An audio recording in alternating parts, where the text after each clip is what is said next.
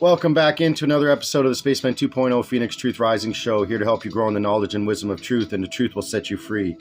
So for the greatest history lesson and spiritual insights on the planet, I believe, please get your copy by scrolling down below, emailing me, and we'll get one shipped out to you. This is to wake us up and to share so that we can unfold the divine plan that God wants us to on this planet, and not succumb to the evil elites ruling communist agenda takeover. So with that being said, let's continue on with our ego reflections and understanding of how our true self is connected with our spiritual side, with our higher self, with our spiritual guides, with our guardian angels, with angelic forces. With that being said, let's continue on. So halfway down the page, our spiritual intelligence is the missing dimension, the rejected aspect of your own wholeness. For thousands of years, you have been afraid of us. Many of you are now learning that you have nothing to lose and everything to gain by establishing contact with us once again. It is only your ego that makes you fear. Your ego is here to look after your physical body, to make sure it gets enough to eat, to make sure it does not walk over the edge of a cliff or damage itself unknowingly. Your ego is the steward and potential master of all material plane fears, an important and necessary component of your identity. However, your ego was never meant to provide you with your primary sense of self, and you have turned over your infinite destiny into the control of a mechanical, physically oriented destroyer of spiritual reality and growth. In a healthy state, the ego is a secondary component of identity, and when it becomes the first, you are doomed until you reach out and regain control. In a healthy state, the being behind all being, the self behind every self, the great spirit behind all creation, is experienced as your primary sense of self. Your ego does not have to be repressed or transcended for this to happen. It does not have to perish. It simply has to assume an appropriate relationship to the spirit that in truth you are. The spirit that wants to incarnate and take up residence in your body, mind, heart system. Not as in walk-in, but rather as invited wisdom. Ego reflection. Your ego is by nature simply a reflection. It can either be a good, sharp, clear reflection, or it can be an independent, controlling reflection. Yet logic shows there is no such thing as an independent reflection. Your ego may create such an illusion and fool you, but if you believe in it, you will be troubled and unfulfilled and continually work diligently toward your own destruction. When your ego stops trying to do everything all by itself and you bring it back within control and invite eternal spirit into your consciousness and truth of understanding, your historical illusion evaporates like a mist on a bright and sun-filled morning. A polarity reversal takes place in the charge of your human envelope. The field of consciousness around you changes. Instead of your ego dominating your sense of identity and blocking your awareness of the Great Spirit, an eternal sense of self awakens within you. You know yourself as a projection of the Creator of all the stars in the sky. You know yourself as one of a family of God beings, sharing God's being. You remember everything is seen differently, clearly, and in proper knowing. Your ego becomes your working partner and servant, and you commence the conscious creation of a new human reality. We bring to you an angelic awareness that historically has not often been incarnate in human form. We therefore bring an eternal continuity of consciousness that henceforth you might know yourselves as we know ourselves. Together, in loving cooperation, we join to provide spirit and matter with the optimal balance.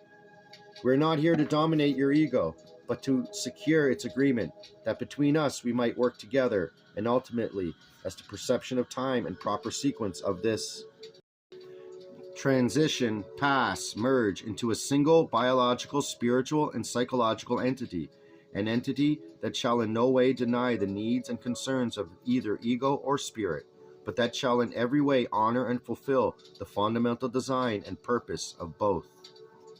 Understanding. We understand love and how it seeks to become objectified in a material universe. Your human egos understand the mechanics of the physical plane. Together, we will form a single creative dyad, an entry point into which the Eternal One's universal creativity will pour, and from there flow out to thoroughly transform these realms of matter. We are come now to help you make the shift from unconscious creature worlds of biology to conscious co-creative biology. We are here to make this great time of change as gentle as possible. Our purpose is to blend with your race, to bring you into harmony with the Creator and with the earth, to create a world that works for everyone, a world that allows for the optimal development of all creative potential. Many human beings are already consciously blending with us. However, human hearts are willing to honor the spirit. Wherever human hearts are willing to honor the spirits of love, we are present. We incarnate. We complete the human creation, come into knowing. During the age when fear was enthroned as the god at the source of human motivation, our incarnations only rarely occurred. By this statement, do not misinterpret intent of meaning in absolute definition. Most of us, your symbiotic counterparts, the missing pieces that are needed to make you fully human, flew to the gentler non-physical realms of higher vibration, fluttering away as birds might fly, startled at the thrashing of some loud and ignorant creature, only now to return to approach you again under more favorable conditions. I can present only that which befits higher brotherhood, as one who has walked upon your plains and knows wherein I speak, for God would not leave you devoid of that to which you can relate. You, who are controlled by the options and opinions of another, are sorely in error. You cannot find self outside of self. You will only find other, and it will be of little value to you now and of no value at all to you later as you meet responsibility for the experience of journey and action. As we focus now on places of the lion and the eagle, we must remember that the firebird has given that which would be needed. This one bears labels of all nations and all people, but all represent the one outside of all things, holding all things and being all things. The Great Spirit is the single being whose unfoldment has become this universe, the source of all life, and you ones have long ago forgotten the meaning herein. I like the interchangeable titles as given especially by the native populations awaiting return of that Great Spirit: Mother God, Father God, Wankan Tonka, Eternal One, Mother of Old Ones, Goddess, Great One, Holy Spirit, Grandfather of all, Above One, Eternal Being, Spirit of Truth, Thunderbird, Source of Life, and Firebird. This is pleasing to my own recognition, for it represents truth of direction, sky people, bird tribes, winged silver clouds of the sky dwellers, all reminding all of the attachment to the eternal and infinite all. Time of purification. It is time now for the receiving of the great white roots of peace, this representation of the principles that produce peace and unity, the uncovering of the what went wrong and the laying of the foundation of peace. This is in readiness for the return of the winged brethren to integrate and share in the unfolding of this truth and right livelihood. This is a period during which the earth is purified, fear and love separated in human consciousness. In the Mayan tradition and in projections, it represents the time from your counting of some 1987 to counting of 2011. Is this valid prophecy? What matter?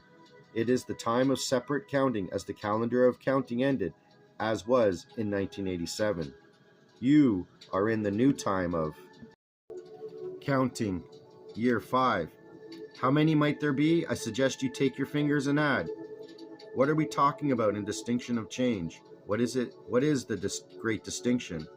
It is living membrane that defines the boundaries of the universe, divides existing structure from future structure, separates the tonal and the nagwal, spiritual sea of infinity that surrounds the universe like the sea surrounds a fish, contains the patterns of all possible new creation, the realm of potential and infinite energy, the non-dimensional presence of God, that which has no name.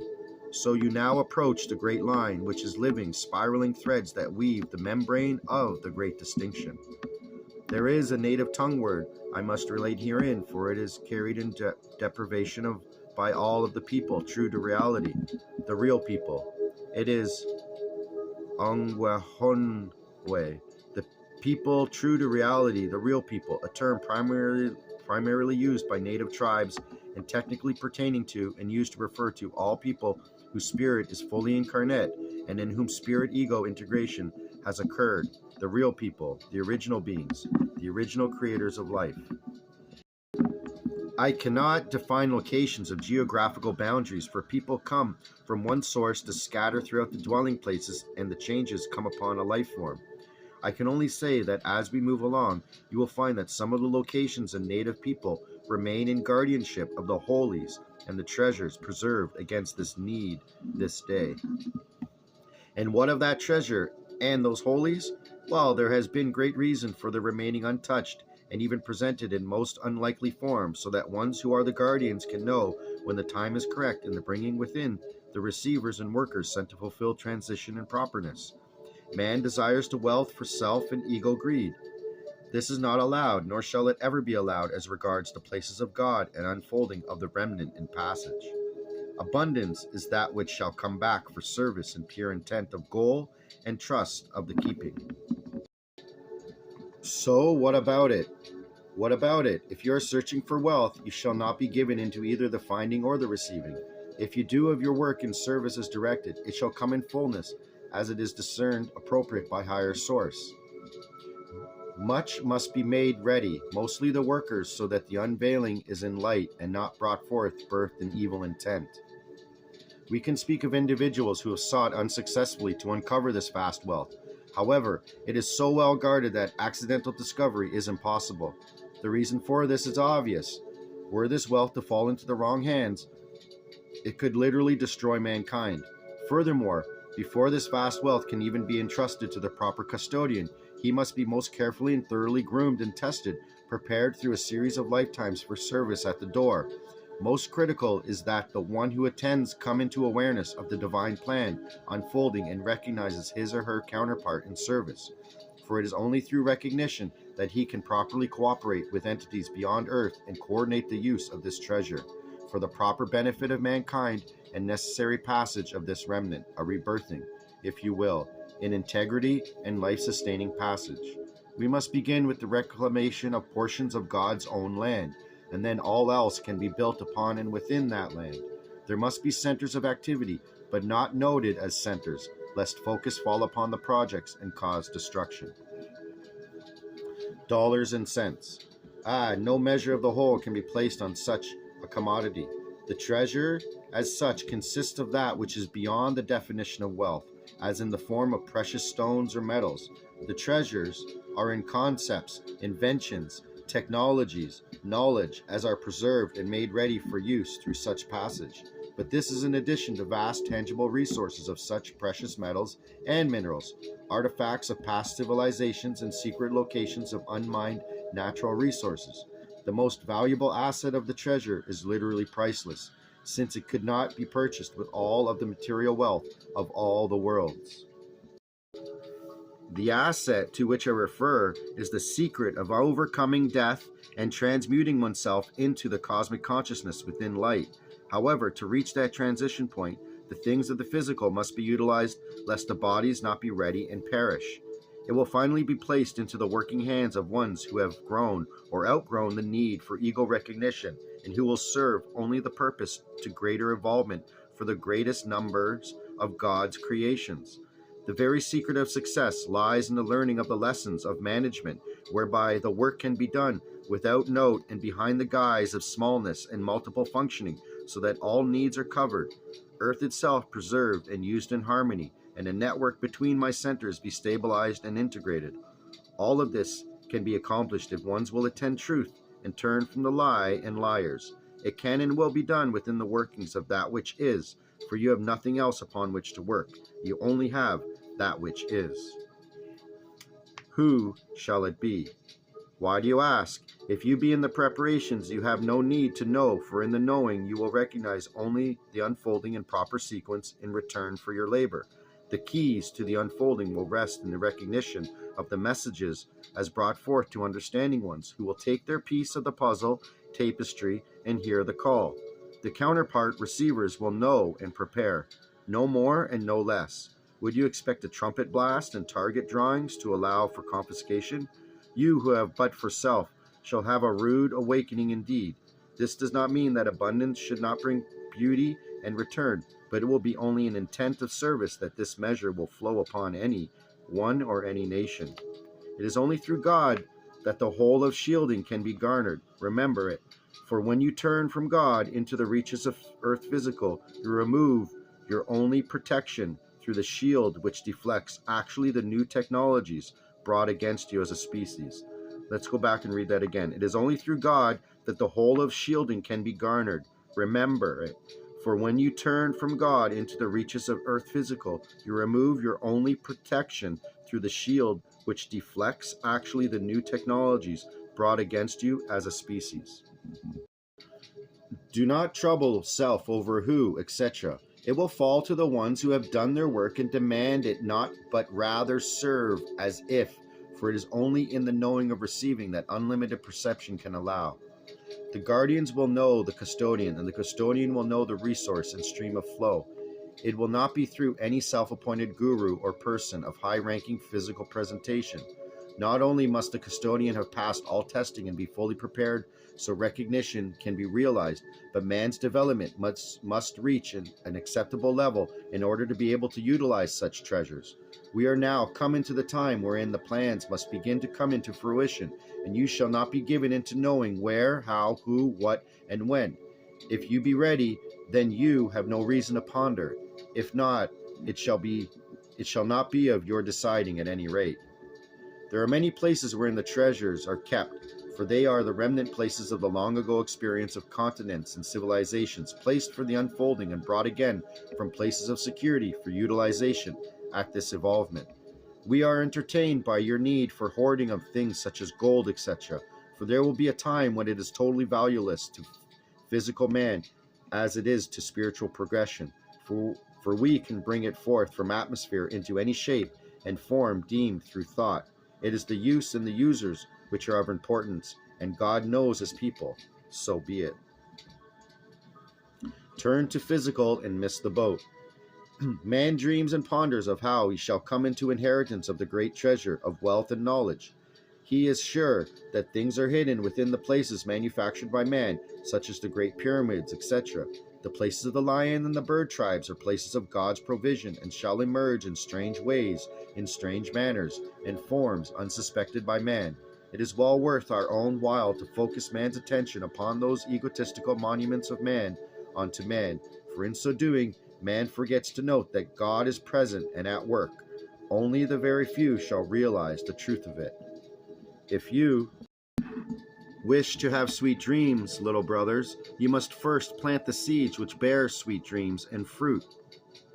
If yours is a journey of ego gratification, you shall not be in the gifting of God's greatest treasures, for you are not a worthy vessel.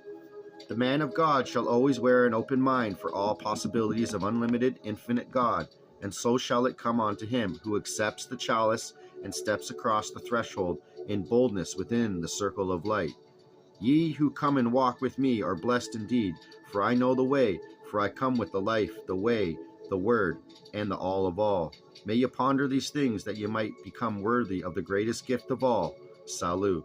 Let us have rest, please, as our day began very early indeed. May you have eyes to see, do so. If thine ears are clear and hearing, you shall flourish in the truth of passage. I salute ye, ones who dare and step forward in service unto truth. Peace shall rest upon you as the cloak of light, as day floods across the darkness. Ahoy. So with that being said, may you ponder these words. Scroll down below. Order a journal while they last. Get one into your hands so you can read this and ponder these words on your own. Each time you read this, you'll get more insight and understanding to the spiritual gifts and the truth of the history lessons. So thank you for tuning in, and I'll be back with another episode of the Phoenix Truth Rising Show. I appreciate every single one of my listeners, subscribers. Please like and share this if you can. This is the Spaceman 2.0, and out.